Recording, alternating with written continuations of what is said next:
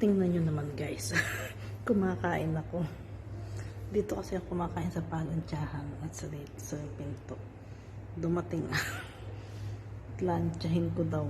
Planchahin. Diyos ko naman. Kumakain ako.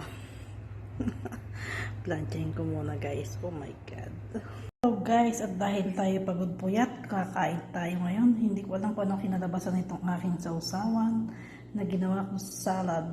Vegetable salad. Okay guys, at ito mga tira-tirang pinagsamok-samok.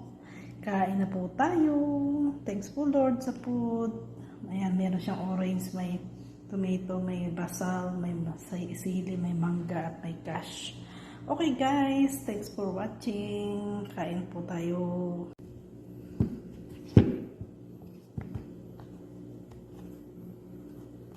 Sausawan, walang bagoong. Guys, oh, kanina hinugasan ko to. May mga malambot ito guys, kaso kinain na ng mga anak.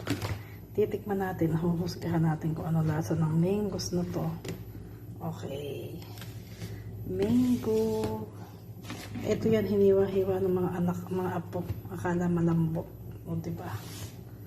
Mango.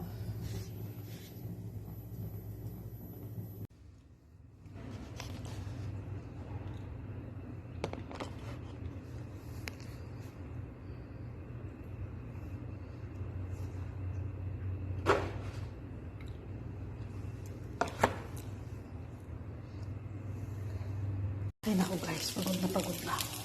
Kanina pa ako nagsisimula magtrabaho 2:30. 5 AM na. Hindi pa ako tapos. Ayan guys, nagsakot tayo. Mahaba na ng oras ng trabaho ko. Fasting na ang mga boss. Ayan guys, yung mga tira-tira init natin. Mahaba rin naman ang tulog ko kaya okay na yan. Para magtrabaho na tayo kasi fasting na naman nga. Nagsisimula na naman tayo nitong magtrabaho. 4 PM sa Pinas. 9 PM guys. Bili ng mangga si boss. Kinain na yung mga malalambot ng mga apo. Ito na lang ang natira. At ito, gagawa tayo ng sausawan. Kamatis, tsaka ito guys, oh, hiniwa-hiwa nila. Tinan mo, oh. Alam nila may malambot, may matigas.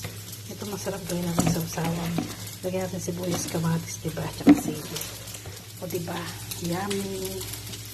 Hello guys! Good morning! Kain po tayo. Hindi pa ako nakakabawi sa puyat guys. So ayun guys. Nagsusurba na naman sila kasi 6 days na naman ang kanilang fasting. Oh my God! Buti na lang may nakatabi akong pagkain dito guys. So